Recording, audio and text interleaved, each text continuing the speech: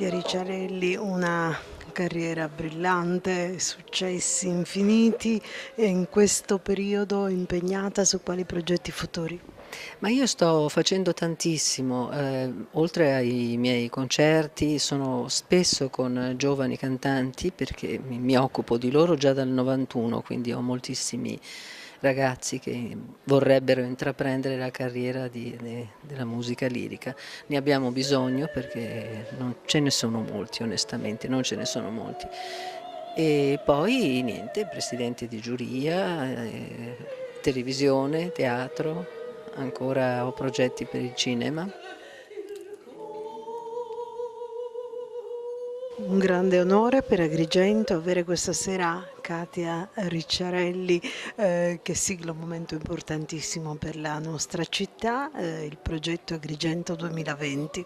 Ho sentito e faccio tanti auguri perché è veramente una bellissima città e quindi sono molto onorata anche, ringrazio il sindaco che ha voluto che io venissi qui e eccomi qua. Come ripeto ancora, vorrei tanto che fosse Agrigento scelta per questo, mi pare nel 20, no?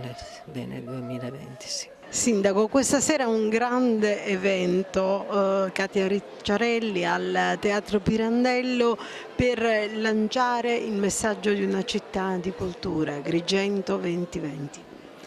Ma arriviamo al 2020 con 2600 anni dalla fondazione e quindi è bene arrivarci avendo chiara la consapevolezza di un cambio di passo che la città si è data, superando una serie di contraddizioni sue proprie, mettendo in bella vista quelle che sono le sue bellezze con un'opera di sottrazione del brutto e quindi di recupero di bellezza.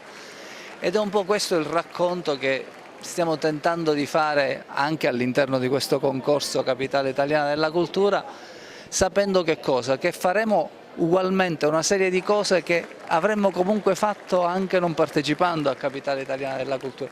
Allora ci siamo detti, se questo è il nuovo racconto della città, perché non farlo anche all'interno di questo concorso?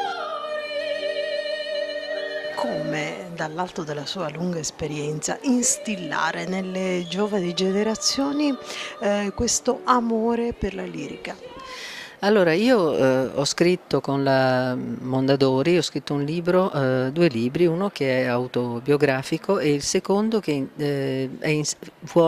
vorrebbe insegnare ai bimbi il melodramma, cioè far conoscere ai bimbi il melodramma, ai bimbi dai 6 anni fino agli 11-12 anni. Questa è un'operazione che mi tiene molto impegnata, è stata anche riconosciuta dal Ministero della Pubblica Istruzione, perché il bambino deve conoscere che il melodramma, la parola melodramma non significa, non è una cosa brutta, non è una malattia incurabile, è semplicemente l'opera lirica. Io l'ho raccontata ai bambini come se fossero delle favole, quindi anche questo mi tiene molto impegnata, ma soprattutto sono i genitori, non solo gli insegnanti, perché gli insegnanti magari lo fanno anche a scuola, però poi se si va a casa e il genitore non prosegue quello che l'insegnante fa a scuola diventa una cosa pericolosissima. Sindaco, te la dedico.